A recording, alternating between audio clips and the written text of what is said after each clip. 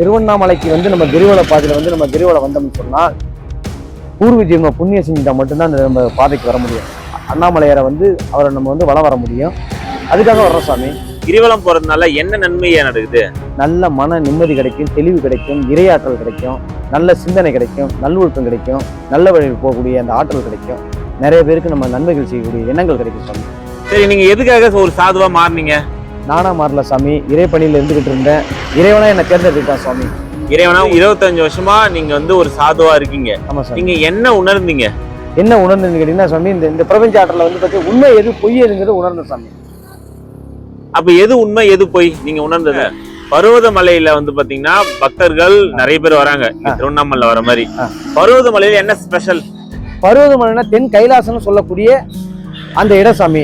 அங்க வந்து பாத்தீங்கன்னா நம்ம ஐயன் வந்து முன்னாடி தென் கைலாசத்துக்கு வர்றப்ப அவரோட திருப்பாதங்கள் பட்டதுனால அந்த இடத்துல நம்ம வணங்குறோம். அங்க இருந்து நம்ம வந்து வணங்கினோம்னா அந்த கைலாசத்துக்கு போயிட்டு வந்த ஒரு பாக்கியம் கிடைக்கும் சாமி.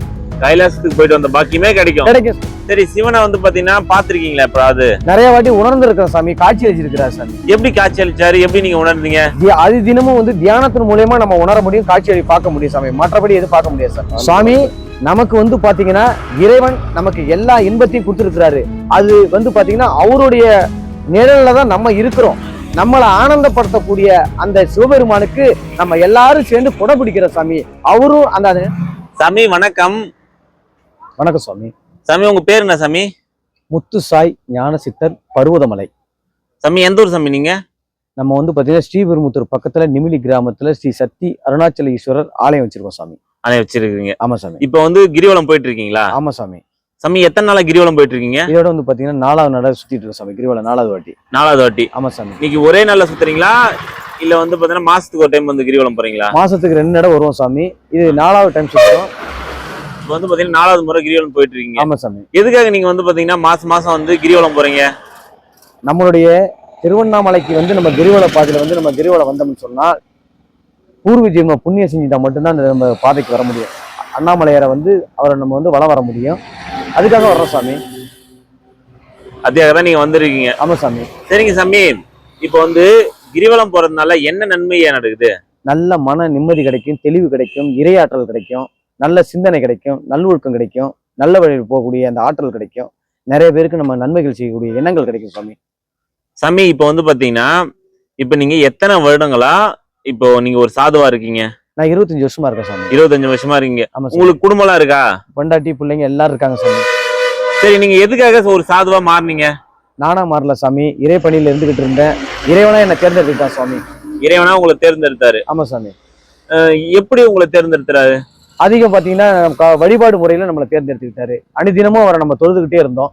அந்த எண்ணங்கள்ல அவர் நம்மளை தேர்ந்தெடுத்தார் சாமி. தொழுதுட்டு இருந்தீங்க, தேர்ந்தெடுத்தாரு. ஆமா சாமி. இப்ப வந்து 25 வருஷமா நீங்க வந்து ஒரு சாதுவா இருக்கீங்க. ஆமா சாமி. நீங்க என்ன உணர்ந்தீங்க? என்ன உணர்ந்துன்னு கேட்டீங்கன்னா சாமி, இந்த பிரபஞ்ச ஆற்றல வந்து பத்தி உண்மை எது பொய் எதுங்கிறது உணர்ந்த சாமி. அப்ப எது உண்மை எது பொய் நீங்க உணர்ந்ததுல? இறைவனை நோக்கி போறதுதான் சாமி உண்மை. பாக்கி எல்லாமே இந்த உலகத்துல பொய் சாமி. எப்படி சொல்றீங்க? உணர்ந்ததுனால சொல்றேன் சாமி. அதை எதை உணர்ந்தீங்க? இறைவனை உணர்த்தினார் சாமி. சரி, உணர்த்ததுல ஏதாவது 1 2 சொல்லுங்க. உணர்ந்தது என்னன்னு கேட்டீங்கன்னா, என்னை விட்டு கெட்டவங்க எல்லாம் விலகிட்டாங்க சாமி. என்னை விட்டு கெட்டவங்க யாரும் இல்ல. எந்த ஒரு ஆசை பசங்களும் இல்ல. எல்லாத்தையுமே விட்டு விலகியாச்சு. கடைசியா இவர்தான் சரணாகதிங்கிற ஒரு நிலையை நான் கையில எடுத்துக்கிட்டேன் சாமி. இப்ப உங்களுக்கு குடும்பம்லாம் இருக்கா? இருக்காங்க சாமி. எத்தனை பசங்க? 2 பையன் 1 பொண்ணு சாமி. இப்ப அவங்களுக்கு தெரியுமா நீங்க ஒரு சாதுவா இருக்கீங்க? குடும்பத்தோட, குழந்தை குட்டியோட, எல்லாரோட ஆசீர்வாதத்தோட நான் உங்களுக்கு போன் மூலியமா தொடர்பு கொள்வோம், பேசுவேன். என்னோட இறைப்பணிக்கு என்னை விட்டுட்டாங்க சாமி. அதாவது குடும்பத்துல எல்லாருக்குமே தெரியும். ஆமா சாமி. நீங்க வந்து பாத்தீங்கன்னா இப்படியே சிவனை நோக்கி போறீங்க, சிவனடியாரா இருக்கீங்க அப்படின்றது அவங்களுக்கு தெரியும். அவங்களுக்கு தெரிஞ்சுதான் நீங்க இருங்க அப்படின்னு சொல்லிட்டு அவங்க மனப்பூர்வமா வாழ்த்தி உங்களை அனுப்புறாங்க சாமி. நான் அடிக்கடி அவங்கள போய் பார்க்குவோம், பேசுவோம், வருவோம். அந்த வந்து பாத்தீங்கன்னா இறை வழியில என்ன இருக்கோ அதை மட்டும் எடுத்துக்கிட்டு நான் பயணம் செய்யறேன் சாமி. இப்ப நீங்க வந்து பருவதமலையில இருக்கீங்களா? ஆமா சாமி. பருவதமலையில எந்த இடத்துல இருக்கீங்க? விடோபனந்தா, என்னுடைய குருநாதர் விடோபனந்தா அவருடைய ஆசிரமத்துல கீழே வந்து பாத்தீங்கன்னா மலை அடிவாரத்துல கடலாடியில வந்து ஆசிரமம் இருக்கு சாமி. நம்ம ரமேஷ் சாமிகள்லாம் இருக்காங்க. அந்த ஆசிரமத்துல இருந்துட்டு மேல குகையில போய் இருந்துட்டு இரவுல வந்து அங்க தங்குவோம் சாமி. இரவுல தங்கிட்டு கீழே வந்துட்டு நம்ம அண்ணாமலையார கிரிவலம் வந்துட்டு நேரம் நம்மளுடைய சிவன் ஆலயத்துக்கு ஸ்ரீபெரும்புத்தூர் போயிடுவோம் சாமி. ஸ்ரீபெரும்புத்தூர் போயிடுவீங்க? ஆமா சாமி. இப்ப பர்வதமலையில வந்து பாத்தீங்கன்னா பக்தர்கள் நிறைய பேர் வராங்க இங்க திருவண்ணாமலை வர மாதிரி. பர்வதமலையில என்ன ஸ்பெஷல்? பர்வதமலைனா தென் கைலாசம்னு சொல்லக்கூடிய அந்த இடம் சாமி. அங்க வந்து பாத்தீங்கன்னா நம்ம ஐயன் வந்து முன்னாடி தென் கைலாசத்துக்கு வர்றப்ப அவரோட திருப்பாதங்கள் பட்டதுனால அந்த இடத்துல நம்ம வணங்குறோம். அங்கிருந்து நம்ம வந்து வணங்கினோம்னா அந்த கைலாசத்துக்கு போயிட்டு வந்த ஒரு பாக்கியம் கிடைக்கும் சாமி. கைலாசத்துக்கு போயிட்டு வந்த பாக்கியமே கிடைக்கும் சாமி. சரிங்க ஐயா. இப்ப பர்வதமலைக்கு பக்தர்கள் வந்து வணங்கிட்டு போறதுனால பக்தர்களுக்கு என்ன நன்மைகள் நடக்குது? எல்லாரும் இப்பதான் சாமி இறை பக்தினா என்னன்னு சொல்லி அதை உணரக்கூடிய ஒரு சக்தி அங்க கிடைக்குது சாமி. என்ன சொல்றீங்க? இறைவனை உணரக்கூடிய ஒரு ஆற்றல் அங்க கிடைக்கும் சாமி. அங்க கிடைக்குது.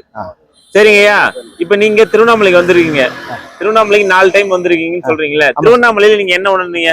என்ன உடனே அனுதினமும் ஐயனை வந்து பாத்தீங்கன்னா அதை நினைக்கிறது மட்டும் தான் சாமி. வேற எந்த சிந்தனையும் இல்ல சாமி. வேற எந்த சிந்தனையுமே இல்ல. உங்களுக்கு வந்து சிவனை மட்டுமே நீங்க நினைச்சிட்டு இருக்கீங்க சாமி. சரி, சிவனை வந்து பாத்தீங்கன்னா பாத்திருக்கீங்களா? எப்ப நிறைய வாட்டி உணர்ந்து இருக்கிற சாமி. காட்சி அளிச்சிருக்கிறார் சாமி. எப்படி காட்சி அளிச்சாரு? எப்படி நீங்க உணர்ந்தீங்க? அது தினமும் வந்து தியானத்தின் மூலமா நம்ம உணர முடியும், காட்சி அளி பார்க்க முடியும் சாமி. மற்றபடி எதுவும் பார்க்க முடியாது சாமி. மற்றபடி எதுவும் பார்க்க முடியாது சாமி. சரிங்கய்யா. இப்ப திருவண்ணாமலையை பத்தி நீங்க என்ன நினைக்கிறீங்க? எல்லாமே ஐயாவான்னு நினைக்கிறேன் சாமி. சிவபெருமானா நினைக்கிறேன் சாமி. கிரிவலம் முடிச்சிட்டு உங்களோட அடுத்த பயணத்தை எங்க தொடர்றீங்க?